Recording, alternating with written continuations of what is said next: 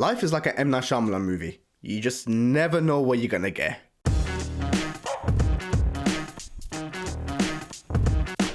The reason why I say that is because over the years, M. Night has a notorious rap sheet in regards to filmmaking, in which if he makes a movie, it'll be either really good or really bad. There is never in between.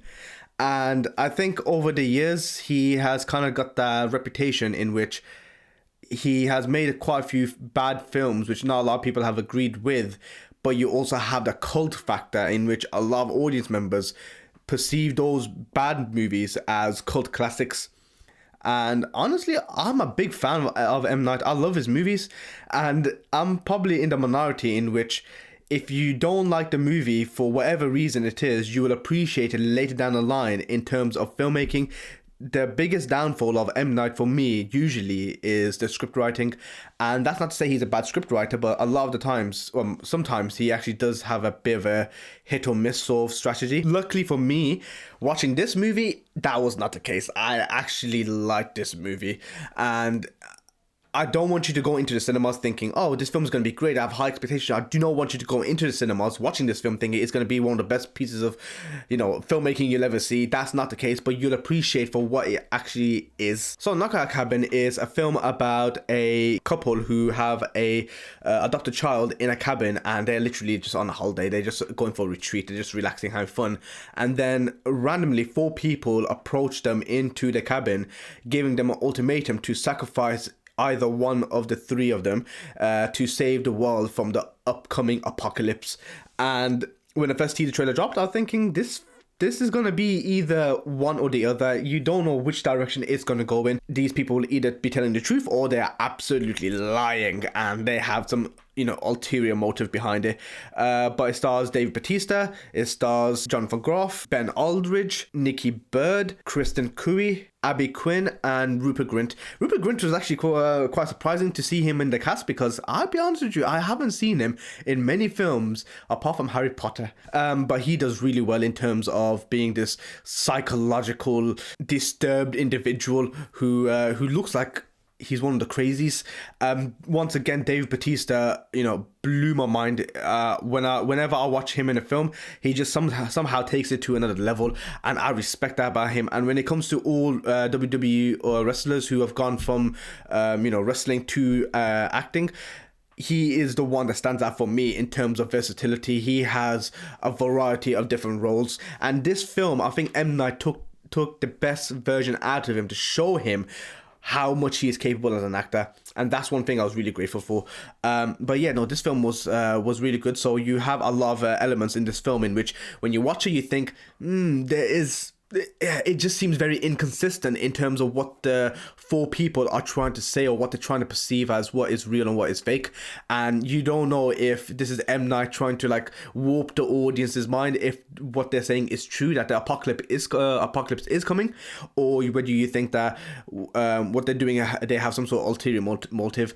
And the thing is, Ben Aldridge, he does bring up elements in which he believes that as a gay man, that they are targeting him and his family because they are a same-sex couple. Probably, I think a few times in the film, you kind of think that, oh, that might be the case.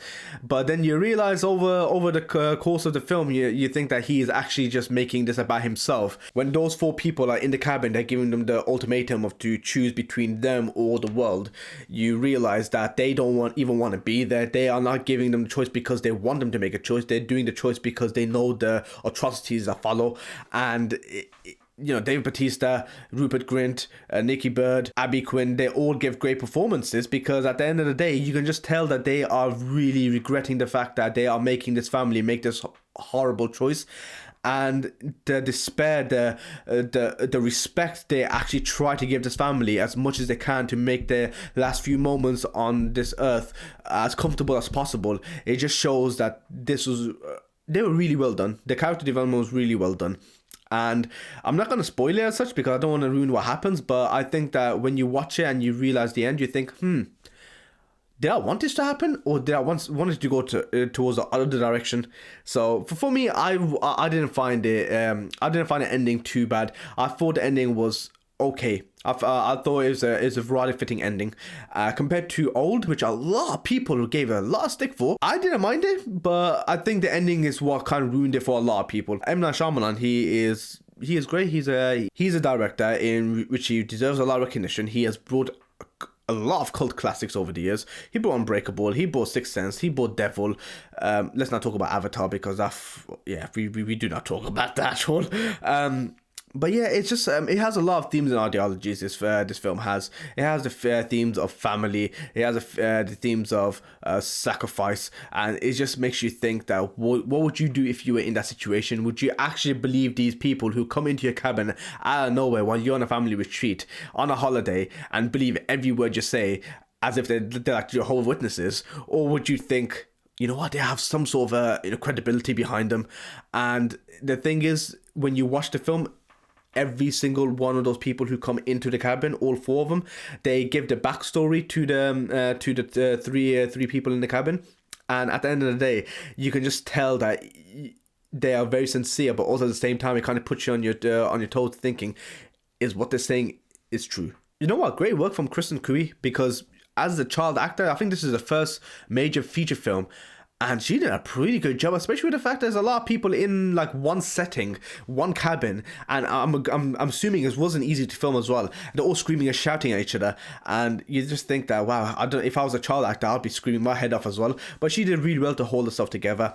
And in terms of the camera work, I think the camera work was really well done for what for what the size of the production was. It was a small budget, but it was really well developed. It was in it's technically one location for majority of the film, and you had a lot of vintage lenses. You had anamorphic lenses. You shot on 35mm film. The film just looked great. When they rack focus in and out, you could see the focus breathing. You could see the colors. The whole film would just look gorgeous in the terms of the way it was shot, and I think that's one thing a lot of people will actually brush over. And I really do not want you to think that this film is just any other film. Just appreciate the cinematography behind it. If you want to watch a film during the weekend, if you think this is a film that deserves a small watch, then I recommend it to you. Hope you liked the video, hope you liked the review. Let me know what you think. If you've seen the film, give me your thoughts, because at the end of the day, this film is going to be a hit and miss for a lot of people. Not everyone's going to enjoy it, not everyone's going to hate it. It's going to be 50-50, but I personally liked it, and hopefully I get to see you in my next video.